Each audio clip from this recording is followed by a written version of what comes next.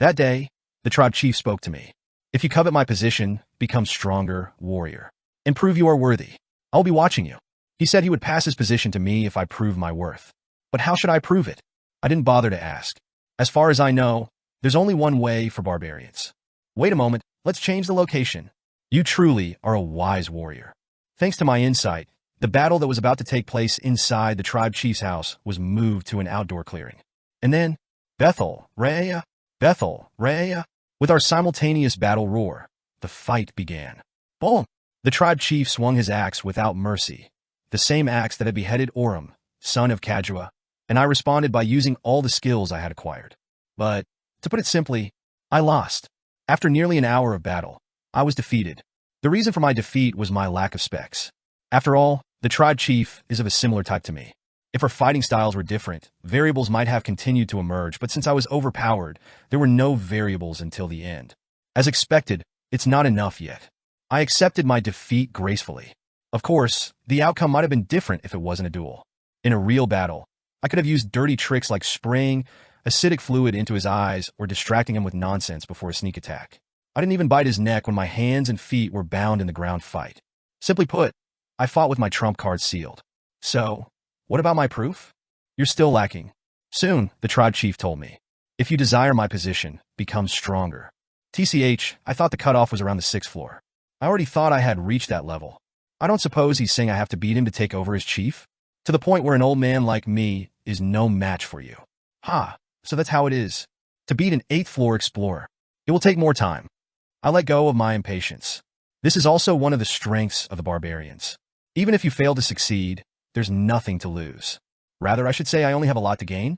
Right after the fight ended, I chugged several potions as my body was shattered. But I've caught up a lot. It's different from the time I fainted from a single punch. I fought for almost an hour. And I've confirmed 6 essences for sure. I identified several of the tribe chief's essences. Moreover, I got used to his fighting habits to some extent. Next time, it will be much easier to deal with him. Additionally, barbarians really do fight well.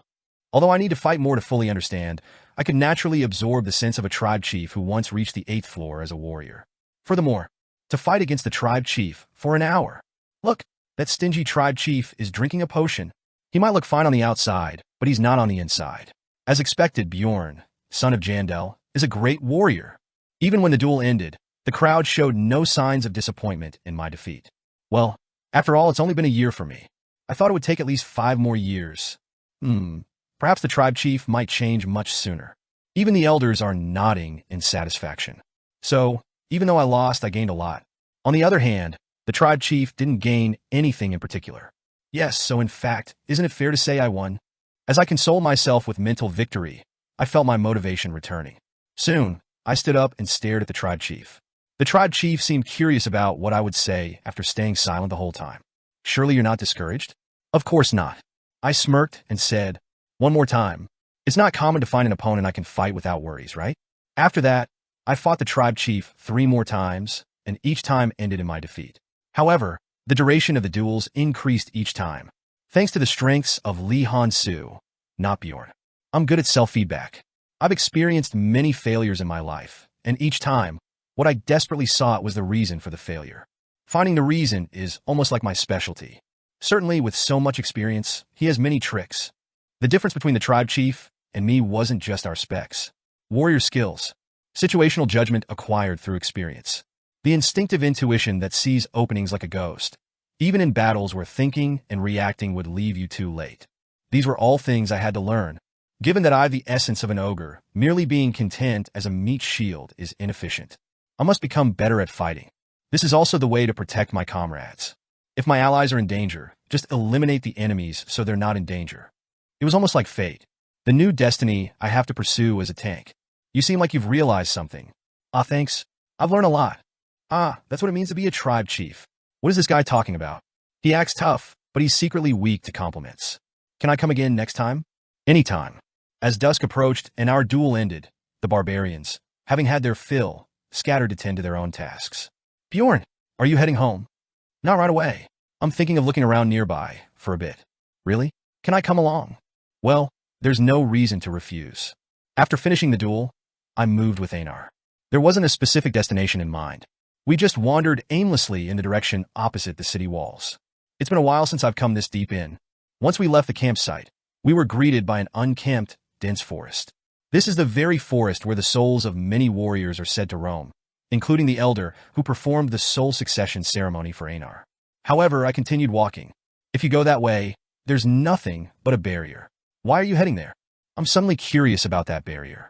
After walking at a slightly faster pace for about an hour, we reached the spot I had in mind. Thud! An invisible wall appeared, as if marking the last permissible point. Beyond it, the forest continued as usual. Ugh! Bjorn! What are you doing? If the protective barrier gets damaged, we're in big trouble. When I knocked on the wall with the back of my hand, Einar freaked out and tried to stop me. Well, in this world, if this barrier is gone, everyone dies. Yeah, that's the official story. It was a doubt that arose after returning from Bifron. Is the outside world really in the state the royal family says it is? While I was pondering this, he's been a wild warrior. I turned around at the familiar presence behind me and saw an old barbarian with an eye patch. Shaman, yes, it's been a while. Einar, second daughter of Fenelene. Every time I see him, it amazes me. How does he wander around so well without eyes? What brings you here? Warriors rarely come this deep. Just came out of boredom. What about you? What are you doing here? What else would a shaman do in the forest? The shaman showed his hands, covered in white powder. Upon closer inspection, it was bone powder. And not from animals, but humans. A funeral?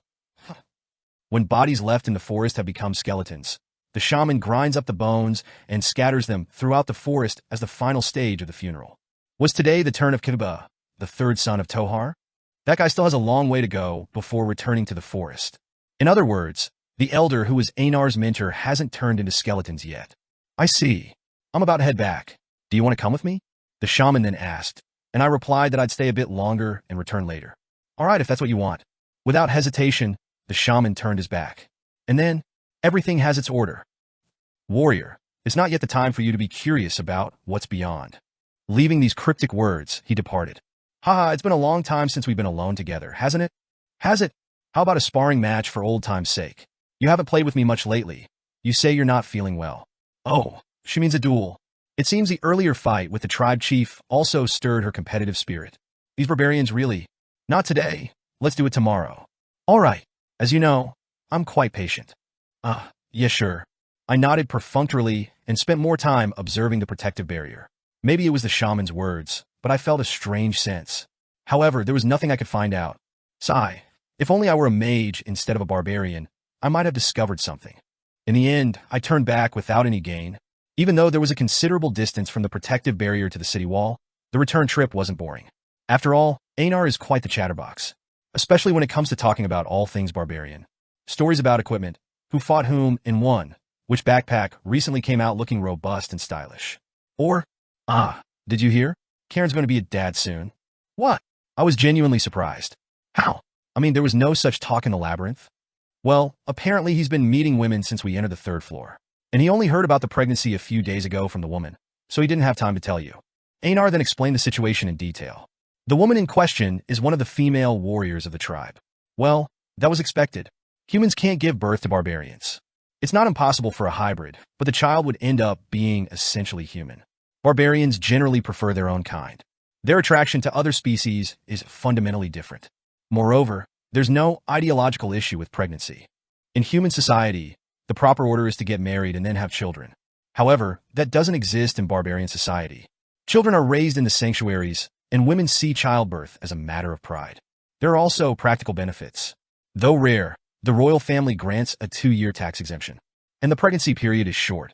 Though it varies, it takes an average of 4 months to give birth, and recovery is very quick. That's likely why barbarian women are so willing to give birth. It's a bit odd to say this about childbirth, but is it ever just a sacred process? No matter how proud, if economic issues aren't resolved, it inevitably leads to low birth rates. By the way, Bjorn, have you thought about it? Having children, I mean. I heard the female warriors in the tribe are after you. So that's what it was. No wonder they kept pressing on my muscles, saying they were nice. I thought they were just complimenting my physique, and I kept flexing hard. I'm not thinking about it yet. Oh, why not? It's not for me to say, but it's getting late. There are warriors younger than us who already have children. Maybe it's because this is the first time I'm having this kind of talk. For the first time since I got into this body, I felt genuinely scared. Barbarians as a species. As I tried to hide my fear and trembled slightly, Einar saw her chance and continued. Ah, is it because of Misha? Don't worry, Misha will understand. We're barbarians after all. Besides, she can only give birth to a beast human. Somehow, Einar seemed unfamiliar to me. In front of Mr. Bear, she acted all about cats, but deep down, she had these thoughts. I'm not interested. What about you? I changed the subject because it was an uncomfortable topic. In martial arts terms, I used the technique of deflecting the enemy's strength to counterattack Iwajibmak. Emmy, caught off guard by the shift in conversation, Einar couldn't hide her flustered expression. The reason was simple. Even if I wanted to, I can't. Who would like a small woman like me? Ah, the cursed beauty standards. Unintentionally, I had hit Einar's sore spot. But just as I was about to apologize, and I don't want to either. Huh? Besides, spending time with you makes other barbarians look young and unmanly. Einar shouted, looking somewhat aggrieved. Caught off guard, I suggested finding an older barbarian, but I don't like old men. The unexpected response took me by surprise. She doesn't like old men, and peers don't feel manly to her. It's quite a complicated preference. However, from a practical standpoint, it was good news for me. If Einar suddenly got pregnant and couldn't enter the labyrinth for several months, the consequences would affect me too. Wait, how did this conversation even get here? Lee Han-soo, at 29, became 30 in this world. But anyway, if you're interested, let me know. I'll introduce you to some good female warriors. Talking about this stuff still feels awkward. 2 days later, after finishing breakfast and a light sparring session with Einar, I went out alone. Well, maybe not entirely alone. We've arrived at the destination. The interior of the store has been checked, but please stay alert. By now, I was used to the nights. Yeah, thanks. Giving a perfunctory nod, I stepped out of the carriage and entered the meeting place. A tea house I had visited about 3 times before. Oh, Bjorn, over here. Shaban Amur, a level 7 clerk, waved at me from a corner seat. Next to her, librarian Ragnar sat quietly. As I took my seat, the regular members of our informal gathering were all present. Thanks for coming. I was really debating whether it was okay to invite you now that you're a baron. You're worrying about strange things. Indeed, Shaban. Does this man seem like he'd change just because he became a noble? Ragna, in a boastful tone, sipped her tea. This time, she was right. I had no intention of acting high and mighty because of a noble title. But, so, being a baron isn't really burdensome? Ragna's natural demeanor showed how well-bred she was, although I wasn't sure exactly what kind of family she came from. Given how she didn't react to the knights surrounding us, it makes me even more curious. Where exactly is she from? I then turned my gaze to Shaban. Unlike Ragna, she was nervously glancing at the knights. Well, it must be uncomfortable. Let's get to the point quickly. So, what's the reason you called me today? Hee. Do we need a reason to meet? You have a habit of scrunching your nose when you lie. Oh, really? This is the first I've heard of it. Of course, you wouldn't know. I was lying. Oh. Shaban made a dumbfounded face, and Ragna giggled at her reaction. It's rare to see that expression. Only rare for you. For a barbarian, this is nothing. Indeed, young and old, regardless of gender, tend to make that face when I start acting like a barbarian. Enough then. What's the matter? Get to the point. As I urged her again, Shaban collected herself and spoke up. I have a request from the administration for you, Baron Bjorn Jandel. A side quest. I wasn't short of money, but in this world, you could never have enough. Go ahead, tell me what the job is. I should at least hear it out.